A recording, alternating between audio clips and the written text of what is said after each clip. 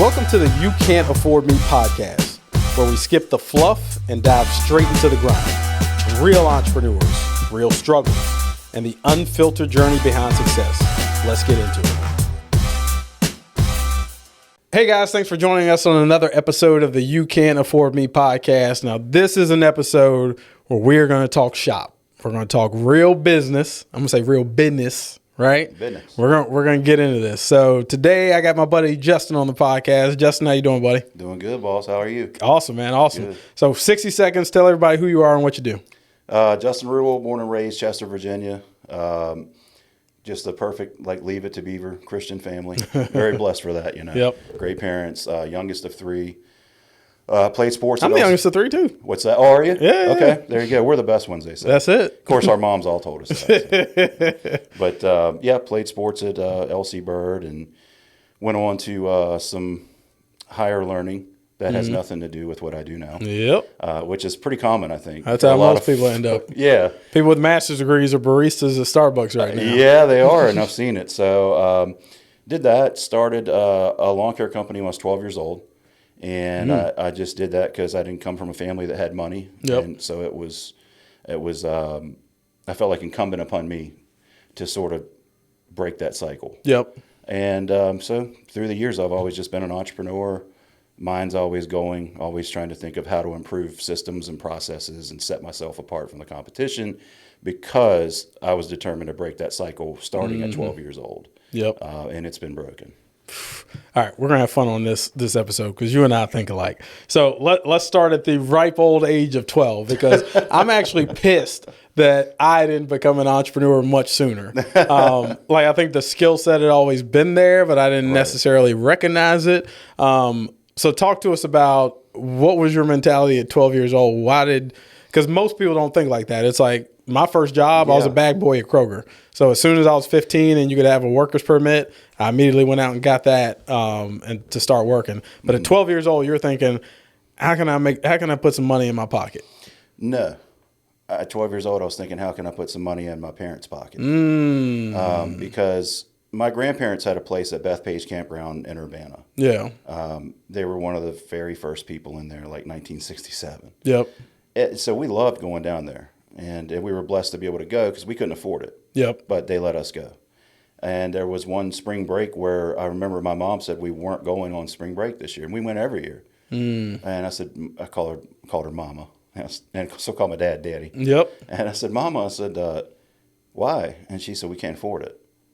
And I went in my room and I started to get sad. And I sat on the edge of my bed at 12. And I thought, there's got to be a way to make this happen. I'm able-bodied. I'm a strong guy. I mean, at 12 years old, I was lifting weights and trying to be as ready for all sports as I could. So I was capable.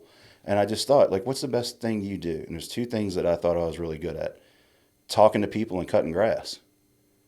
So I got the push mower, the extension cord for the electric weed eater, a rake, and plastic, garbage bags. Yep.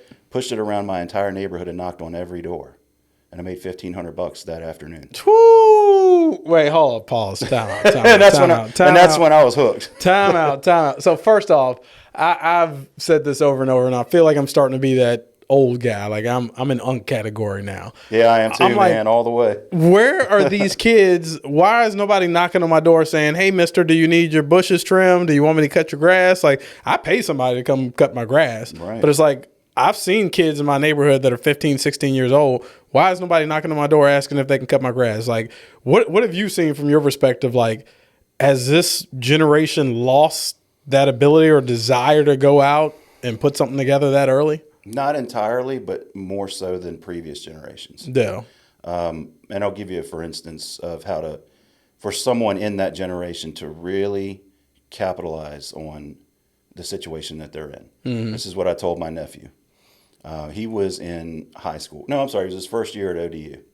And I was just texting with him back and forth. And I said, Ryan, and I'm extremely proud of this guy. He's just great kid, very smart, handsome kid. So no problems with the ladies. Yep. So got a good career going. But I remember I told him when he was at ODU his first year, I said, Ryan, you've grown up in a generation of entitled kids who feel like they shouldn't have to work for what they want. It should just be given to them. Yes. And not to be political, but even this, it's almost like a socialistic kind of mindset in a sense that I'm entitled. I just should have universal basic income. Yeah. No, absolutely not. That'd be the death of capitalism. Yeah. Sure.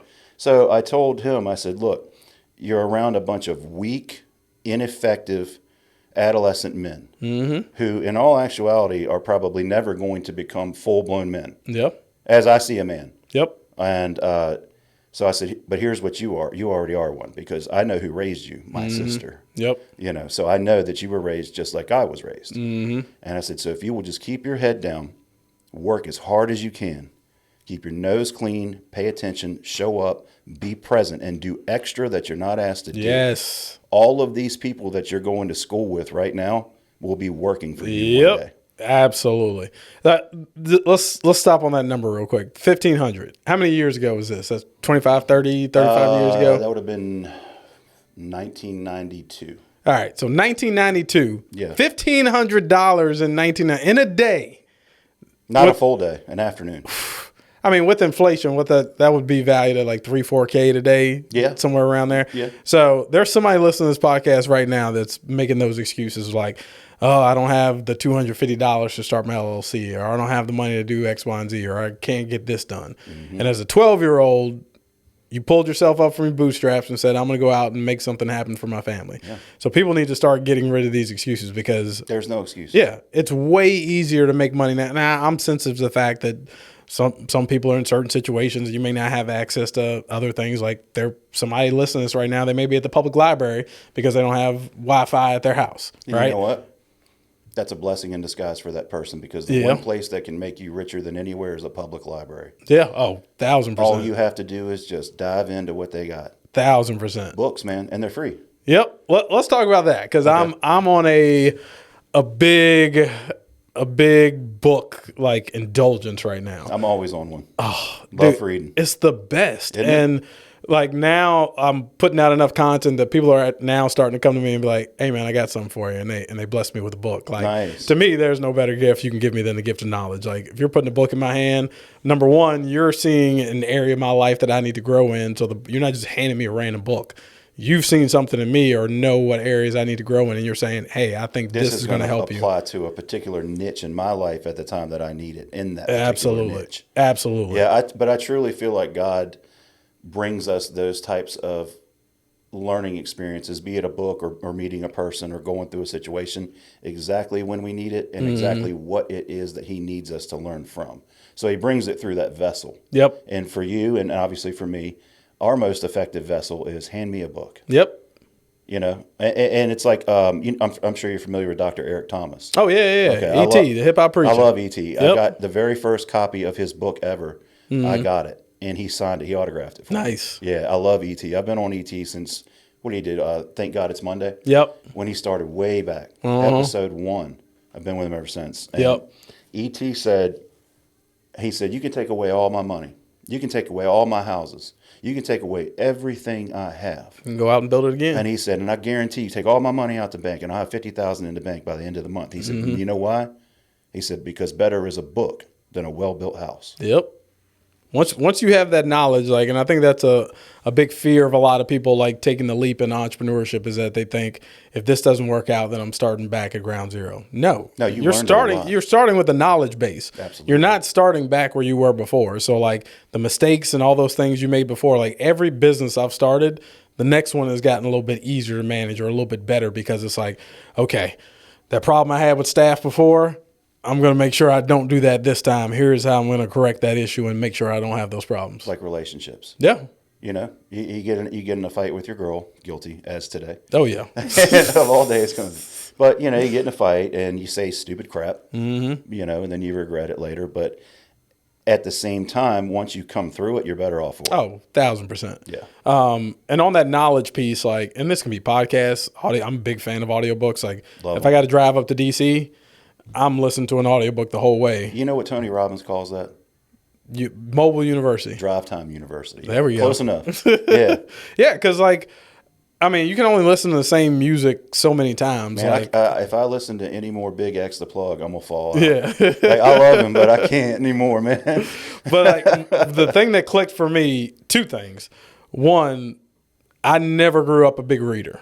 Like for school reports and stuff like that, it was like I only did it because I had to. Mm-hmm. The first book I read out of interest was Robert Kiyosaki's Rich Dad Poor Dad, and it was like there you go. the light. I tell everybody all the time, it was like I had been seeing in black and white my whole life, and then I read that book, and it was like I was seeing in color for the first time. Yeah. That was the first book where like nobody forced me to read it, and I could not put it down. The second thing is every successful person, and you can determine that however you want, whether that's by money or accolades or power or whatever the case is. Person you are. Yeah. Every person that I've deemed as being successful in my eyes, they all have one thing in common. They all read on a regular basis. Like I heard today, listen to a podcast, Warren Buffett, who actually just stepped down from his company, I think 2 days ago. He actually takes a retreat once a year where he'll go to some remote location, just him by himself, and he'll just take a stack of books, and all he does is read that entire week. That's smart. Doesn't do any business, not taking phone calls, not watching TV, anything. He is just in a remote place, just reading for a straight week. And the perspective and the knowledge that he comes out with after that. So like for these people that, you know, you just can't put down the PS5 controller, or you can't stop watching Netflix, like to take the 15 minutes a day to pick up a book, I can't express how much reading has dramatically changed my career, my life, because there's a book on everything, whether it's you're having relationship problems.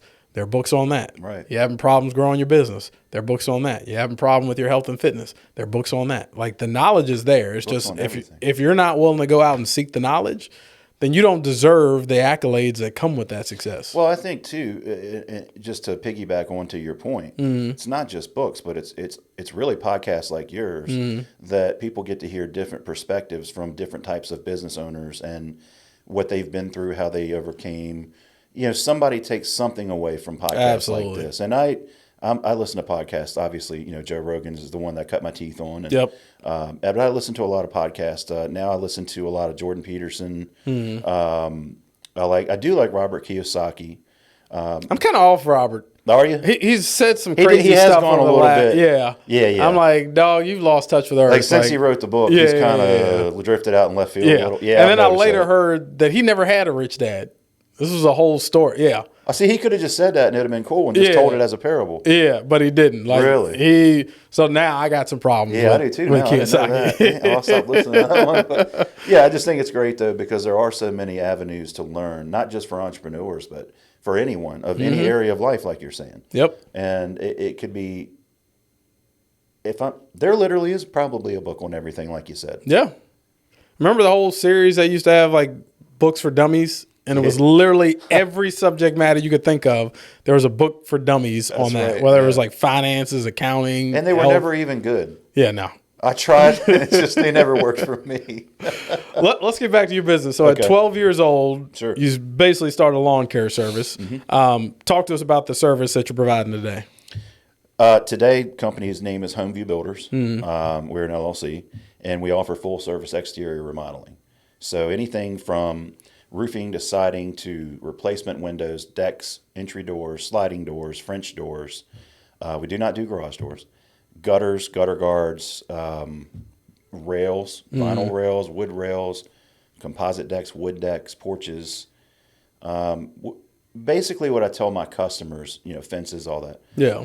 Basically what I tell my customers is if it's on the outside of your house and it needs to be done, we probably do it, but there's going to be a few little things that we don't do. Yep. And I'm very particular about and very hyper vigilant about the kinds of jobs that I will take on. Yeah. If they don't fall into the categories, one of our categories, I'm not going to take it. And I'm tempted. Yeah. Because the money's good, but it would be one of those things. For instance, this morning, had a guy come to me and he's like, I've read your reviews, really want you to do our bathroom remodel. We don't do bathroom remodeling. We don't do interiors. He's like $30,000, and you're still like, eh. 30 grand's not going to get it done, buddy. Yeah. Not for a bathroom. No. But you know, so for me, it's truly the old cliche of just staying in your lane. Because I tried to veer a little, tried a few new things. We've all done that. Yeah, and it's okay to try because one day you're going to hit on something. Yep. But in this case, I didn't, and I felt like a fish out of water because my crews are saying, yeah, you put this here and you do that and you lock this in. And I'm like, I've never done this before. Yeah. I don't know anything about it. So I trust you guys. But if I don't know it better than you do, I'm not going to sell it. Yeah. Because I'm not going to let you as an installer come to me and throw me a line of, pardon, can I say BS? Yeah. Or throw me a line of BS and expect me to believe it. Yep. My guys know that now. Yep. Some of them have tested it, and I'm like, no. You can do 3/4 inch lag there, and you got to use a washer. Mm-hmm. And if you don't have joist hangers in that corner, you got to put them there because that's where a miter is. And Yep. then their eyes are just like, oh, okay. Yeah, because a lot of times they think you're sitting in the big seat and like you're just pushing papers and stuff like that. Like, no, there is not a job in this office that I haven't done. So Right, I have to remind my employees sometimes, like, hey, you're not talking to just a businessman. Like, I've done the job that you're doing 10 times over. Yeah. So I know how long it takes to do X, Y, and Z. So you can't feed me a bunch you of wrote the book. Yeah. When it comes to Enso Media, you wrote the book. Yeah. So you can't feed me a bunch of BS on, hey, man, it's going to take 3 hours. No, it doesn't. No, it doesn't. Yeah. And if you're telling me it does, then I got the wrong I need person to get sitting somebody here at else this in here. desk. Exactly. So how did you go from cutting lawns to getting the skill set to provide the services that you do now? It's an interesting story. So, got my degree, didn't use it, psychology. I was a psychology major too. Were you a psych major? Yeah. What did you want to do? What time? Oh, man, I had no idea. But ultimately, I saw myself being a therapist, sitting in a nice suit and clients coming in and laying on my couch and just telling me their problems. And I got into the field and found out that is not how it goes. Yeah. I wanted to do industrial and organizational psychology. So basically HR is what I found out. And, You got way more specific than I did. well, yeah, I was going to go. I wanted to go to the grad program at ODU. They have one of the best in the nation for that. But when I realized that I'd be an HR manager, listening, just babysitting adults all day. Yeah. I'm like, look, honestly, I'm the kind of guy that you can miss me with the stuff that's not, Yep. I don't care about your drama. Yep. Just if it doesn't matter, it's not going to affect your life in a physical way that can really be measured. Don't tell me that your Aunt Sally called you a bad name or bring on. I don't want all that. You're sitting here. This is the world's smallest violin playing a song just for you. Yeah, exactly. Right. Oh, just so sad. But at the same time, I just decided that's not what I want to do. So, came back to Richmond and just sort of sat there for a while. Hung out with my cousin a lot. My cousin is a very, very, very successful entrepreneur. Nice. You would definitely love to have him on here. Yeah, let's talk. I will say this. He's my mentor. Mm-hmm. He's always has been. He's 2 years older than me. He started his lawn care company when he was 14. I started mine when I was 12. We started them at the same time. I'm just 2 years younger. Yep. Well, now he is, let's see, I'm 44. He's 46. I would say by the end of the year, he'll be worth $50 million just in real estate. And that's where he did it. But he started cutting grass too and took his money and turned it into flipping cars. Then he could buy a little house and then buy a bigger and bigger.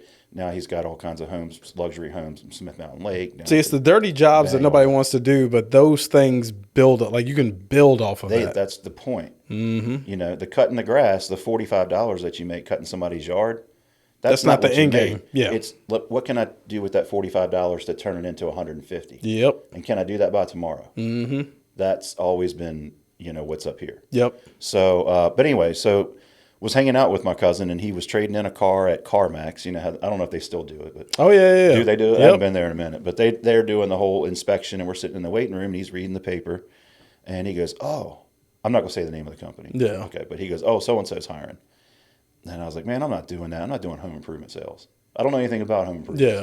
Yeah. And I'd never sold anything, and so he goes, "No, I'm telling you," he goes, "Actually, I did a ride along with these guys. They make really good money. And it seems like a really cool job and a solid company." I was like, all right, I'll check it out.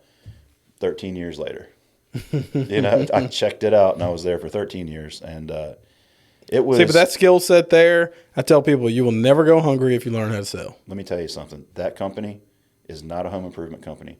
It's a sales and marketing company that just happens to be in the business of home improvements. Yep. And that's actually smart. Yeah.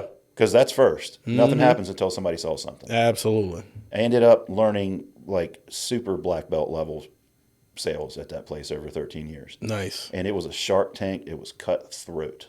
It was brutal. Nobody cared about anybody. It was whatever they could do to get over, to beat you. Yep. Who's going to be the man this month? See, I like that. I did too. I was like, throw me in the fire and watch me burn, baby. Let's get it. Yeah, and everybody quit. The turnover rate was like 26-1. For every 26, one stayed past, one made it past 3 months. Jeez. That's how brutal it was. You would get cussed out like for nothing. And I just like, I remember I finally got to a point where I laughed at it because I was so hardened by it. I was just like, and the rookies were like, they just cut me out. I'm like, well, what'd you do? I'm not going to sympathize with you that you got cussed out. Yep. I'm not going to say it's right. I wouldn't do that. Yeah. But at the same time, what'd you do? And so anyway, it really sharpened my sword to the point where I was teaching the entire company sales by the time I left. And this is the largest privately owned home improvement company on the East Coast. So left there. Why did you leave? I will tell you exactly why I left. And it was my fault. But it was God's blessing in disguise. But I ended up looking like a real idiot. They had a new guy that came in, young kid, 20 years old. Took him under my wing. I just liked him. Yep. And I don't do that because I was like, I was the veteran guy. I'm not taking anybody under my wing. Yeah. And but I did, and taught him some things. And the guy goes out and sells his first job for like $50,000. Calls me up. Oh my God, you can't! I did what you said and this and that. And I'm like, man, that's the way to go. Blah, blah, whatever. And so I just kept hyping him up, taking him with me. Yep. He could watch me and train and all that. He's rocking, man. And then one day he gets his paycheck, and his check was supposed to be like $3,000. Yeah. And it was like $800. Ooh. Yeah. Oh, this happened regularly. And he goes, well, wait a second. I thought I was going to $3,000 because I sold that big job. And I said, give me your payroll sheet. And I looked at his payroll sheet, and I see where the company back charged him for material, saying that he didn't measure for enough materials. So I was like, oh my gosh. So I was like, all right, hold on a second. Hop in the car with me. Let's go look at this job. I'm going to measure it for you. I'll measure it. Yeah. I measured that. Not only did he measure for enough, he was 200 square feet over. The company back charged him. I don't know why. Because they did this all the time. Yeah. And they stole all that money from him, told him that he mismeasured, and you're not allowed to challenge it. Yeah. And even I came in, and I went to the owner, and I was like, here's my measure sheet. And I know how to measure because I trained you how to measure. Yeah. And he's like, well, hold on. And I said, well, here's the cost out. Now you look. And he looked at his measure sheet versus the cost out. His measure sheet had 200 square feet more on his measure sheet. Yeah. So I told Jonathan, I said, look, I shouldn't say his name, but anyway, he's moved way away. But I told him, I said, look, man, I said, they've been doing it to me for years. And there's nothing you can do about it. The only thing you can do is put your head down, focus on the good stuff, and keep selling. And your next check will be fine, and you'll be all right. But this is part of it. It's dishonest. They're crooks. I don't like it. But this is the way it is. Well, he turns around, prints out those messages, those text messages. Oh, my God. Gives them to the owner. Owner calls me down. I drive 3 hours to go see him in rush hour traffic, and he fires me. And he handed me the printout, and he goes, what do you have to say about that? And I just looked at him. I said, I got nothing. And he goes, you don't deny it? And I said, absolutely not. Every word I said was true. And you know it. And he goes, really? And I said, yeah, and while we're at it, you're a tyrant. And he goes, well, all right. He goes, well, I'm going to need you to go get all your samples out of the trunk and bring them in. And I said, absolutely not. I said, those are your samples now. And I need you to go out to my car and get your samples. And I said, you got 3 minutes, and if you don't get them out, I'm leaving with them in there. And I did. I love that, dude. And by the time I got home, I had a job starting the very next day with his number one competitor. Made a phone call. Right I love that. I love that so much. I get pissed. See, it's the thing about getting pissed, but it's getting pissed and getting even. I get pissed and I channel it. Yeah. I don't. I mean, you can tell I'm not an aggressive, angry kind of person, but I just get pissed and I channel it. And when I channel it into business, and I do my best work when I'm mad. See, and that's one thing. I'm definitely not going to say the name of the company, but that's definitely one thing I've taken away from previous employers that I knew when I started my own companies. The way I got treated as an employee, I was determined to make sure I never treated anybody on my team like that. Bingo. So it's like you can learn lessons from everything. It's not just the successful pieces that you see someone doing.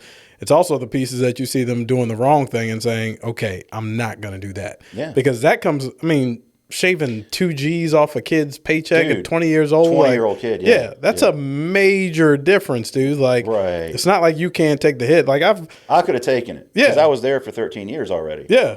But that kid was, what, 2 months in? Yeah. 20 years old, he didn't have a pot to piss in or a window to throw it out of. And that's why the turnover ratio is probably so high. It's like people saying, like, I'm putting in all this work, I'm bringing in all this business, and this is what you're paying me? I'm out. And everybody was quitting around me. The only reason I never quit was because I wanted to prove a point that I'm not a quitter. Yeah. That I'm better than all these guys. Yep. These guys came in, they saw the fire, and they ran from it. I saw the fire, and I said, bring it. So let me ask you this. Give me your top 3 tips for being an effective salesperson. Well, the number 1 tip, be their friend. Be yourself. That's facts. Be your friend. Take your time with them. Establish a relationship. Learn about them. But be genuinely interested. Yes. Like one thing you can always count on, Sam, is if I ask you a question about you, I'm genuinely interested. Yep. And I'm going to ask follow-up questions because I am. So that's the first thing I would say. Be genuinely interested in people. Take the time to get to know them. Ask questions. 80-20 rule. You know that. Yep. Listen 80% of the time, talk 20% of the time. And the 20% of the time, you're asking questions. Yep. And that goes, like, people don't recognize, and I actually just feel like I'm really learning this lesson in the last year and a half, is that the clients that I spend the most time talking to, that we develop a relationship where I'm like, hey, the other day we threw a pizza party for one of our clients' staff. It was just like, hey, man, like, I know they have a young staff, and it's like, yeah, I'm 21, 22 years old, and somebody brings me free pizza. Like, I'm taking it. I'm pretty hyped for the next little bit. I might stuff a few in my briefcase and take them out. Yeah. And then we found out one of our other 21. clients, he's a big whiskey guy. Right. So I'll give the real story. I was at a B&I event, and like they had like a quick question section. They were like, hey, we're giving away this stuff, blah, blah, blah. And I answered the question. They gave me a bottle of whiskey. I'm not a real big whiskey guy. But I knew our client was. So when he came in our office next time, I was like, hey, man, you're a whiskey guy, right? And he's like, yeah. I was like, hold on, I got something for you. And it's like those little things, a lot of people, I don't always claim that I may be the best in town at what I do. Like there are probably other agencies that are doing what we do on a higher level. But the reason a lot of people will stay here is because of the rapport and the relationship that's been developed. If I like you, and you're giving me the services I need, why would I go somewhere else? Exactly. People leave because they're not getting what they want or the relationship's not there. So that's a major key you just dropped there. Yeah, it definitely is. And it's like, I mean, you bring up a good point. If I'm catching fish in one pond, why would I go to another pond? Yep. Why would I leave to go to another pond? Yeah. I'm happy right here. Mm-hmm. So if I'm happy, I'm comfortable, and I'm making a decent living to cover my bills and have a little bit extra left over. Yep. But the main key is I'm not stressed out driving out there on 95 like everybody's about to be in about an hour. Mm-hmm. When I go home, then I'm staying here at Inso Media. Yeah. Yep. You Absolutely. So that's the way I view my guys. Yep. You're going to be happy. And they are. I mean, they get lunch on the job sites. Mm-hmm. Sometimes they don't want to quit, and they don't stop eating. They just take it home with them, which is fine with me. Let's get it done. But at the same time, I always tell my guys, take breaks. Yeah. Chill out, send them Gatorade, send them pizza, send whatever they want. I send it. Yep. And I just make sure they're completely taken care of. Mm-hmm. I probably put as much emphasis on taking care of my guys as I do taking care of my customers. Yeah. Because now they're happy, I know my customers are going to be happy. Yep. And people don't realize as a business owner, I'm not held captive by our staff, but like I can't serve all the clients that we work with here by myself. Right. Like I need a team. And no one that's ever reached a high level, I don't care who you're researching, they all got there with a team. No one's doing this solo. So even the people that are the absolute face of a brand or a company, they have people behind them that are setting these things up. So like if you're not investing in your team and building them up, I think the tricky thing nowadays is trying to figure out what people's love language is in terms of like, there's some, and I keep a fairly young staff, there's some that are just going to be juiced up for the next 2 weeks if I go buy them lunch. Right. Oh, dude, I never had a job where like they gave me free. Yeah. Oh, man. My old boss used to do that for me when I was in my early 20s. He's like, man, what you want for lunch today? I was like, I want Chinese, man. He's like, all right, fill out your order. Dude, I'm never leaving here. I get free Chinese You're food. right, though. I mean, that's not my love language, but I do remember when I first started working at the other company, the first company, and it was like, hey, let's hop in the brand new Lexus and let's go over to, what was it called? Famous Dave's. Mm-hmm. It's on us. Yep. Every day. Oh, geez. Yeah. But that was the first day. I thought it was just like God, I'm the new guy, whatever. No, it's every day. We'd go somewhere, hop in the Lexus, go wherever, put it on the company car, get whatever you want. And I'm just like, wow, okay, I'm going to stay here for a while. Yep. So It's those little perks. And is. that's not the language for everybody, because I have gone to some of my staff before sometimes be like, hey, man, we got this job out of town. Like, here's a card. You know, you guys get yourself a nice lunch or a nice dinner, depending on the time while you're out there. And I've had some come back and be like, man, if it's all well and good to you, like, whatever you're going to pay me for that, like, I'd rather just take the money. Like, so I'd rather take the $100 over the $40 meal, if that's okay with you. And like, so I've had to learn the love language, and there's nothing wrong with that. Yeah. Like, I'm happy when people speak up and say, well, that's not really what like piques my interest. This is what piques my interest that's now. very key. Yeah. Is having employees who feel that they can trust you enough as not only their boss, but as their friend to be able to express those things clearly and openly without fear of retribution Yep. and judgment. Absolutely. And I feel like that's a culture, and that's a winning culture. Yep. And it's a winning culture where, hey, we're all friends, we're all a family here. But I will say this, I'm still the head of the family. Yeah. So we can hunky-dory and have fun and play, and I love you guys, and you are my friends.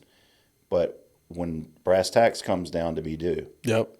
I'm the man. Yep. Now, I'm not like the man, but, Yep. I'm in charge. Oh, absolutely. And I make that, I do from time to time make that very clear with my guys. And Oh, yeah, you have to sometimes. yeah, just, hey, man, I hear what you're saying. Ultimately, it's my decision. Yep. I appreciate your input. I'm going to go ahead and do it this way. This Yep. time. No, absolutely.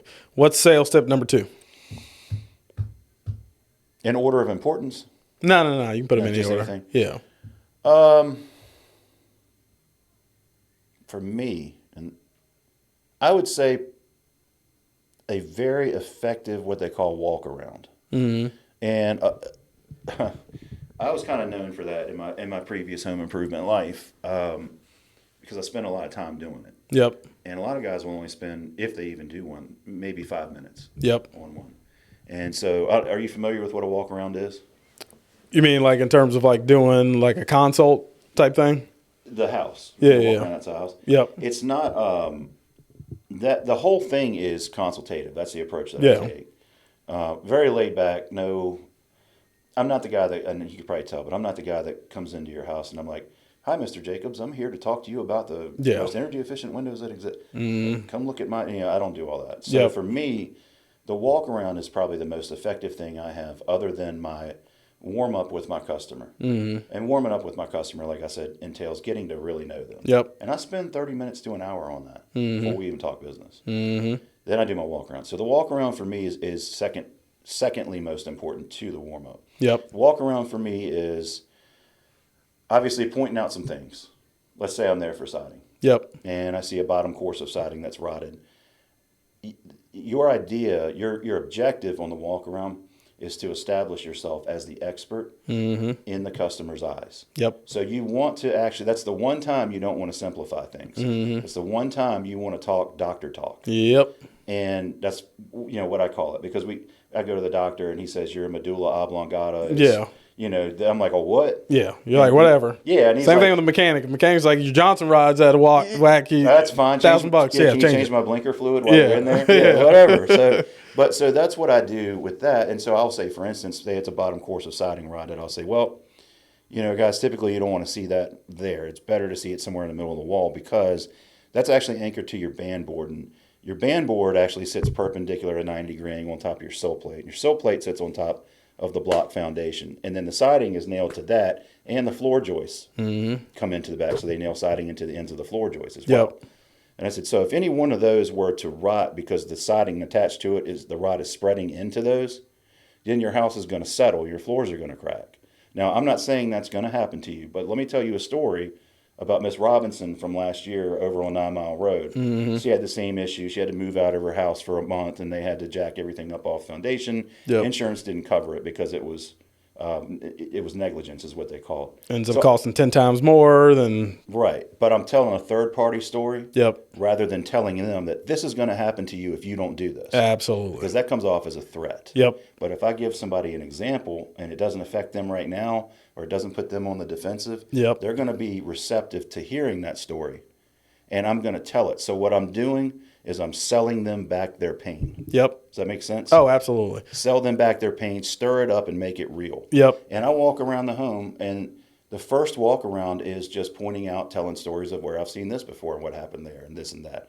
Then I do one more walk around.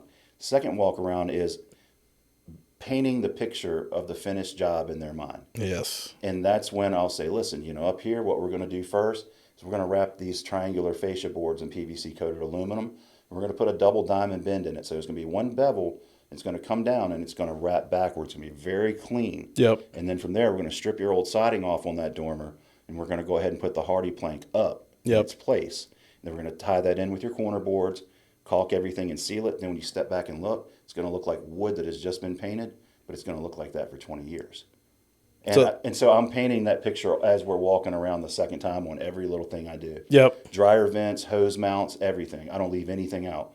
So by the time we step back, that's when I'll look at them and say, now, can you see it? Mm-hmm. And the wife usually always says, oh, yeah. Oh, yeah, I can see it. Now, and then I'll ask them, what color do you see?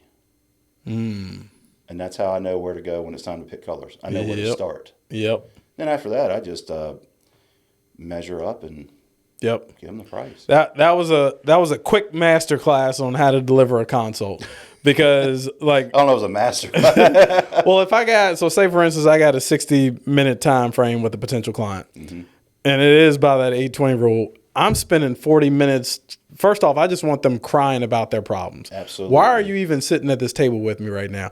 I don't know if I'm the right fit for you. We need to talk through these things. I'm not just going to I'm not just going to automatically sell you on something because I don't know what it is that you need yet, or if I'm the right company to provide that. Right. So let's talk through these pain points. Oh, you're already working with another company? Well, why are you looking to leave them? What's the problem that's going on with that?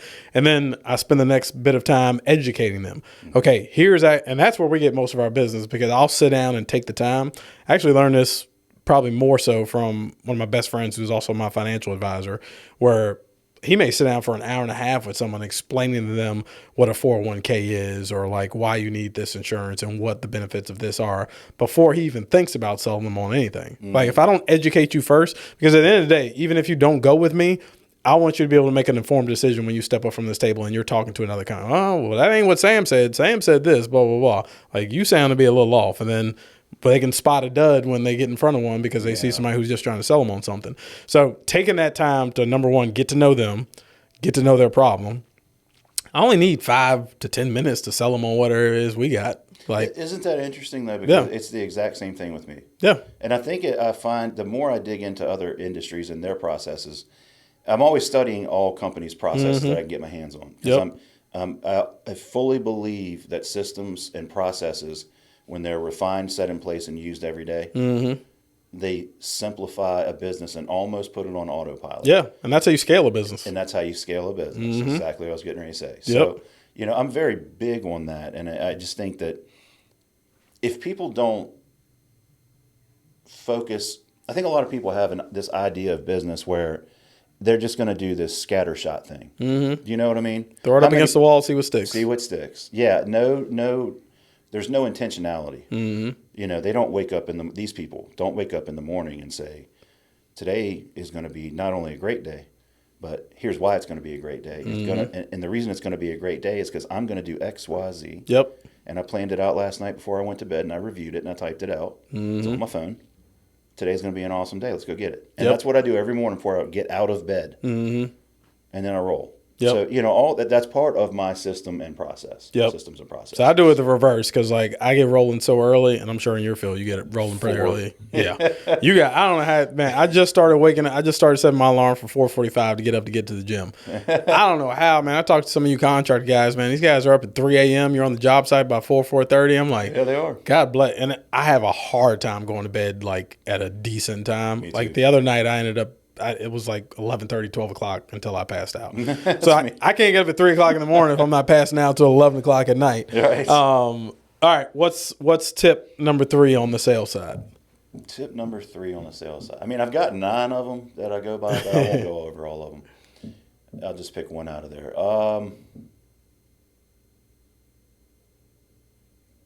Be authentic. Yes. Be authentic. Be you. Be the way you're being right now. Don't try. Be the person you are at home. Be the person that you are with your buddies. Yep. Don't try to be this polished professional and I'm not saying you're not a professional. Yeah. I mean, you and I have worked together. You're very much a professional.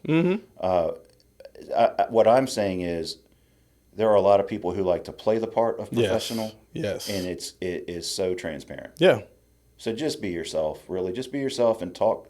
So used car mentality, salesperson No, like man, type. I did it for so long because I thought that was the only way to do it. Yeah, no. And once I realized it wasn't, it drove me crazy. Mm-hmm. And eventually, that's why I started my company. I was like, I'm going to do, because everybody I had worked for before wanted me to sell their way. Yeah. In their corporate structure, written by a guy who's never actually gone out in the field and do it. To do it, he just sits up at the home office in Ohio or something and tells us this is the way to do it. And I'm like, dude, you know how many salesman of the year trophies I have, salesman of the month, salesman of the quarter, sales records and all that, and you're trying to retrain me on how to sell exactly the same thing. And you've never even done it? Yep. It just doesn't make sense to me. So I was never about all of the canned corporate pitches and trying to be, they put the name tag on you and try to make you just too formal. They want to make you a number. That's how our educational system is set up, is that true. Everybody's a number and it's just like getting individuality. Yeah. No. Individuality is what spurs, in my mind, it spurs industry, it spurs different areas of capitalism. In fact, I'm reading a really good book right now that I think you would like. What's the name of it? It's called Blue Ocean Strategy. I did the audio book on that a while ago. Yep. It's great. Great book. So you know where I'm going. Great book. Yep. So you know where I'm going. And that's... Explain it, because a lot of people probably haven't read that book. So the brief synopsis, the Blue Ocean Strategy basically is you have two oceans in business. Mm-hmm. You've got a red ocean, which you've got, say, for instance, for me. Mm-hmm. You've got a red ocean where there's a million other contractors out there doing everything the other guy does, doing it the same way, and competing for the same pot of gold. Mm-hmm. But it's got to be split a million different ways. Yep. A blue ocean is a market that doesn't exist yet. Mm-hmm. But it's a market that if you open it up, it is infinite potential. Yeah, and you're the only one swimming in that ocean. The only one. You got the whole ocean to yourself. Yep. And so that's the general gist of that book. That's why I always tell people there are riches in the niches. Like if you can get very specific on, like I met a realtor one time. She only sells real estate to entrepreneurs. And most realtors that you meet, they're like, oh, I don't care if somebody's upgrading, downgrading, empty nester, first-time home buyer, whatever. I'm willing to work with anybody. Right. But she said, no, I've been an entrepreneur. I know how hard it is, especially within the first 5 years of your business, getting all this stuff verified with the mortgage company, blah, blah. She's like, I've worked out a system. Like I know how to get an entrepreneur into their home. So that's all she focuses on. So for somebody like me, if I knew that, I would be all over it. Yeah. Like make my life easy and get me a mortgage because you know how to do it. And she is killing it. But like too many people just go way too wide. Like what you were talking about earlier, where when I started Enzo, man, we had like 16 different services I was offering. Mm-hmm. We got 6 now. Shotgun. Yeah. And it was like, once you sit down and realize, like, why am I spending 75% of my time on something that only generates 5% of the revenue that we're making? Right. Cut it.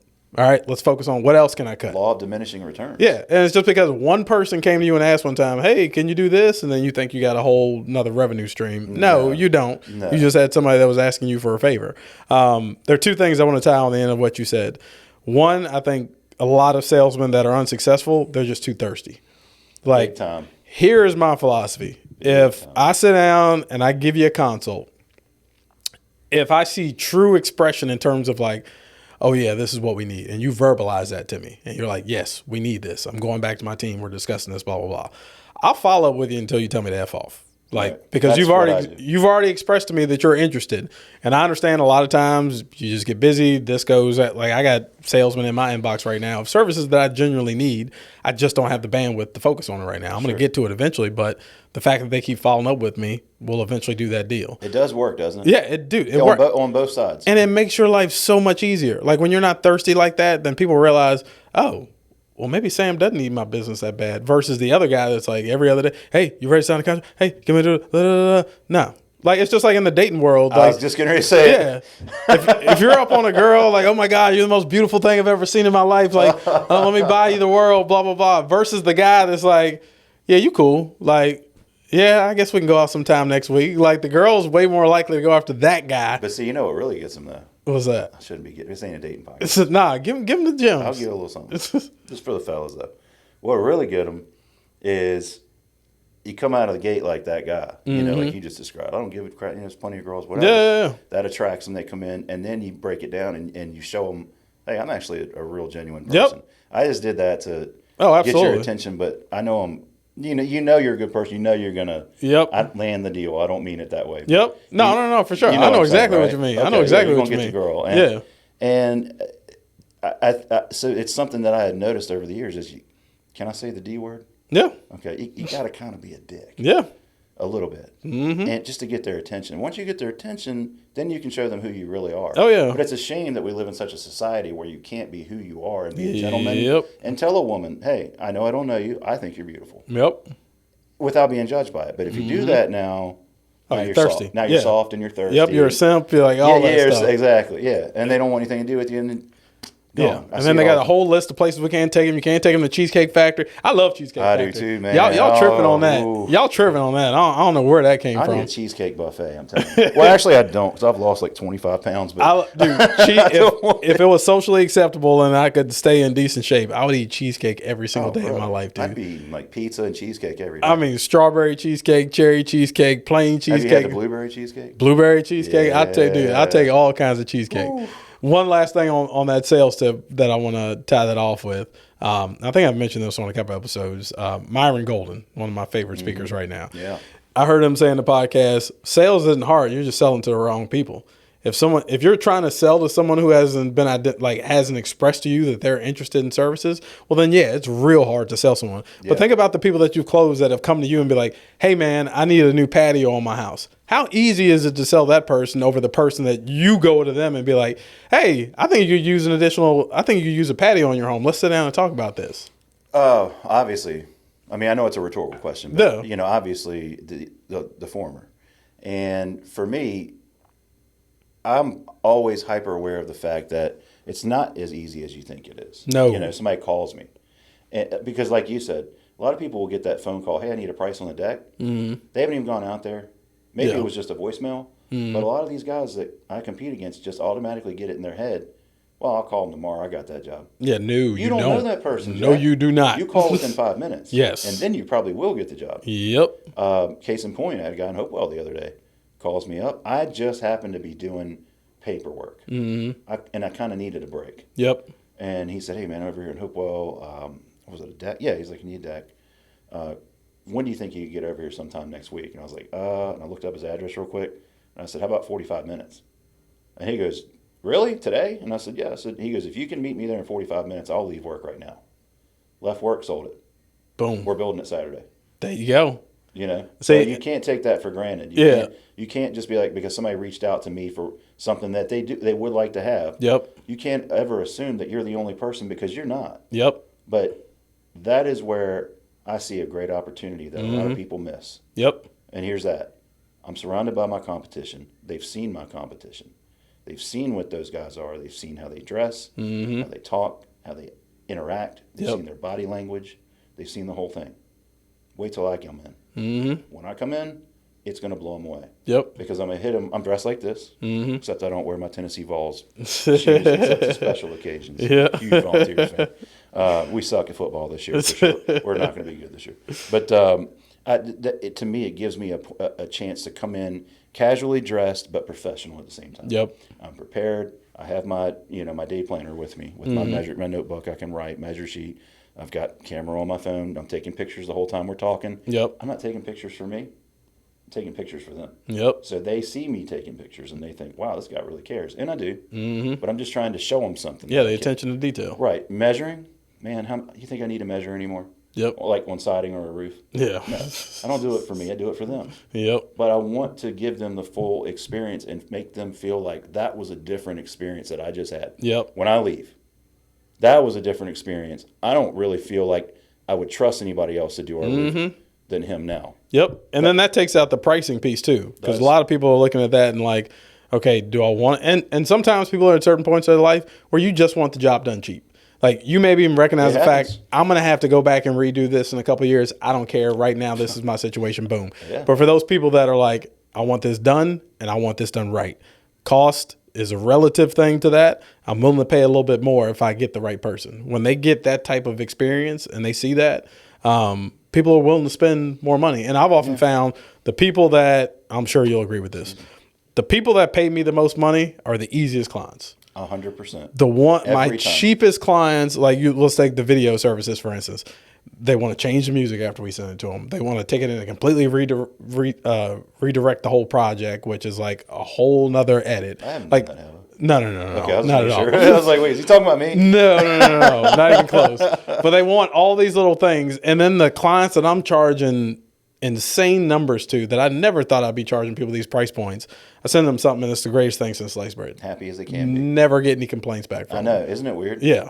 And it's once I realized like that's where we need to focus. Now I still focus like our model. I've kind of switched it up this year where 75% of our business is what I consider middle to top tier clients. Yes. And that's anywhere from a million, 5 million and above. Those are 75% of the businesses. Are those corporate revenue numbers or corporate revenue? Yeah. Okay. Yeah. I didn't know if you're talking about personal income. Oh, no. The general gross revenue for the year. Sure. Then our small business clients are grossing less than $1 million a year. That's 25% of our client base now. I still want to be able to provide those services, and we've worked it in a way where I can give people, price points that aren't going to, break the bank for them, but they're still going to get the same high quality service that I'm offering to the other clients. Which is good though, because those folks, there's nothing that says that those folks are not going to become the tier client. I was the very small guy at one point. Yeah, I mean, and so was I. Yeah. We all start there, man. Yep. I didn't know anybody. Mm-hmm. Well, customer wise. Yeah. I'm like, I remember day one, I just registered with the SEC, and I'm just sitting there like, okay, now what? And I'm begging for the phone to ring. Yep. Now I have days where I'm begging for the phone to stop. Yep. So if you just keep your head down and do like you've done, make all the right moves and make them strategically, and really think about something before you do it. Yes. If you do that, it happens a lot quicker. Yep. And you're gonna end up being, on the other end of that, where like, geez, just can I get a break? Yes. And that's a good problem to have. Yeah. Like the other day, I didn't get to heat up my lunch till 3:45. Bro, I didn't eat yesterday at all. Yeah. All day. I drank a lot of water. my wife will get on me for that, but I'm like, bro, I dream for these days because there were days where I couldn't find a client to save my life. I know it. And I had to go out and beat the streets and hunt nonstop for it. Now, I'm not saying I'm just raking it in and I don't have to go out and prospect customer anybody. base, right? Yeah. People are coming to us. Like people are calling, emailing, they're getting referrals and saying, hey, I heard you're the team I need to work with. Well, I was referred to you. Yeah. Remember by Brian Tolbert? Oh, yeah. And I grew up with Brian. Yep. In the same neighborhood, like childhood buddies all the way up. Yep. And I called him because we talk every now and again because he needs referrals for stuff for his real estate. And I just needed one day for the first video shoot. Yep. In fact, it was that complete exterior renovation that we did in Chesterfield. Siding, windows, porches, gutters, shutters, all of it. Yep. And I called him up and I said, you know anybody that does something like that? And he goes, you need to call Sam. He's like, call my boy Sam. And he sent me your contact. Yep. That's how I got in touch with you. So it's a referral. And I didn't wait 72 hours to get back to you. No, I was right away. I think you answered, actually. Yep. Or did I text? No, I texted you. Yep. And you got right back to me, though. And I remember you did. And if I ever forget that you did, I'll still know that you did because I did business with you. Yeah. Because if you had waited, that's one thing I do. When it's business to business and I need a service from someone, that's how fast are you going to respond? Yep. We're during business hours right now. So I'm going to give it like an hour. Just touch base. Hey, I'm busy. I'll get back with you when I'm done. Yep. Anything. Yep. If I don't hear anything, I'm moving on. Oh, yeah. I think that's a mentality a lot of people have is like when the times are good, they're good. And when they're bad, they're bad. Like, I don't care how full your table is. You need to always be hustling like you're starving. Because there are those we all have peaks and lows in business. Absolutely. There are certain times of year, and once you get good at this and you start to pay attention to the signs, I know my slow time of the year. Me too. Come November and December, marketing is not top of mind. No. That's why I have regularly paying clients, like recurring accounts, where like I know it's going to get me through those winter months. But then I know my best months are the first quarter of every year. So everybody's making New Year's resolutions. They're like, all right, I'm taking my business to the next level. I need to focus on my marketing piece. You may have a blue ocean sitting right in front of you, though. Hit me. Off-season marketing. Because the competition shuts it down and rolls it up into the garage and waits till the weather warms up. That is very true. What if you got a guy like me out there during that time? Well, it's a ghost town. Everybody's not working. Yep. I'm working. Who needs siding? Yep. Who neneeds a roof? Yep. So that could be a blue ocean right there. We go after I try to focus on live events during the holiday season. Yeah, because I'm like, so many. Yeah, I'm like, whether it's nonprofit galas going on or, they're having big team company parties and things like that. And Oh, I'm like, yeah, you can sure. use this as a recruitment tool to show people when they come work here, hey, this is the type of environment we have. We don't just work everybody to the bone. We cut loose. We're doing an electric slide on the dance floor. Yeah. Like the drinks are flowing. Like we're giving out awards, like Right. all that kind of stuff. As we wrap up, I want you to leave us with one tip you would give a fairly new entrepreneur, somebody that's been in business less than 2 years, or they're just about to get started. What's one major piece of advice you'd give them? Read That's it. personal development books. Yes. Read. Yeah. Don't be reading Harry Potter. No. Winnie the Pooh's not going to get you there. Yeah. No. No, but Give me one of your, as a newer entrepreneur, what's typically a book that you would recommend to a newer entrepreneur? How to Win Friends and Influence People by Dale Carnegie.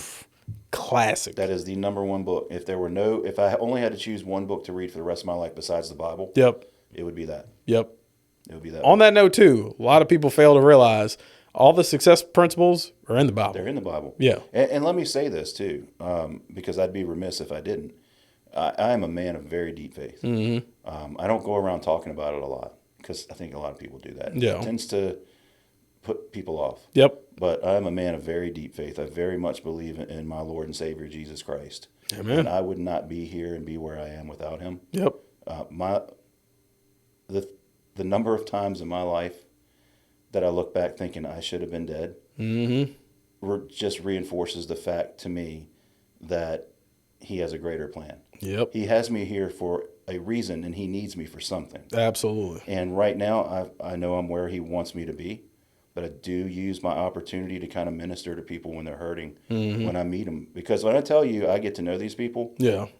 they cry a lot sometimes. Yep. Like You become a therapist, the pastor, like you're learning I everything. get on a deep level with these people if Yep. they'll let me, because I want to know you. Yep. I really love people. I want to know you. Yep. And you're God's child. Why wouldn't I want to know you? You're my brother. Mm-hmm. I need to know you. Yep. I mean, God says I'm supposed to love you. So if I love you, I'm going to know you. Yep. And so that, to me, I think above all else, really, I'm going to back up and say the read part is second to this. It's second to God. Mm-hmm. Because I'm just telling you, man, I'm not going to start preaching, but I could start crying telling you how amazing God has been, how his son, Jesus Christ, truly paid the price for our sins. And, the fact that it says that anybody that believes in him shall not perish but have everlasting life. Yep. It's like you died on that cross for me, for me. Really? It just blows my mind. That makes me cry. So I'm never going to do anything. Now I'm going to make mistakes. Oh, yeah. I was telling you about the little relationship thing I had going on today. Yep. I kind of just, we all have this bonehead. No, 1,000%. I've been having like a bonehead 24 hours this year, so I got a lot of, making up to do. But the way I look at it is Jesus did that for me and loved me enough to take all of that pain and all of that suffering so that I could be with him in heaven one day. Yep. That's why he did it, because he wanted you in heaven with him. Mm-hmm. If he gave me that much and he gives us so much grace that all of our sins are forgiven, why can't I forgive her? Yep. Now, she didn't do anything wrong. I did. Mm-hmm. But I expect the same grace, because one day she's gonna need it too. Yep. And so I know I'm kind of preaching, but I just want to say that Homeview Builders is a Christ-centered first company. Mm-hmm. We're not going to come out and preach to you. Yeah. You don't have to worry about us handing you. Let me bless these shingles while we're at it. Yeah, it's not that. Like, you wouldn't even know unless you bring it up. Right? Yep. I don't bring it up much. Yeah. I just drop little seeds. Mm-hmm. I don't talk like this. Yep. Unless they do. Yeah. And buddy, we've had some church and some kitchens before. Yeah, it's all about, but again, that also goes back to the relationships, forging that with the customer, really becoming their friend. And even in some cases, I've been called family. Nice. But I think as us all being children of God, we are already family. Why don't we just act like it? Yep. Man, I love that. Couldn't end on a better note. If people want to reach out to you, they want to talk to you, they want to learn about your services, where can they go to find you? Homeview Builders on Facebook. We have a Homeview Builders page, see all of our work, all of our information going back to the day we started, August 3rd, 2017. We have homeviewbuilders.com is our website. Then, of course, my personal Facebook page, Justin Rubel, on Facebook. Anybody's more than welcome.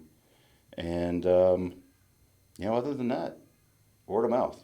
Good stuff. Yeah. I love it. Well, man, it's been an awesome conversation. Appreciate you coming on today, buddy. Yes, sir. And we will see you guys on the next episode.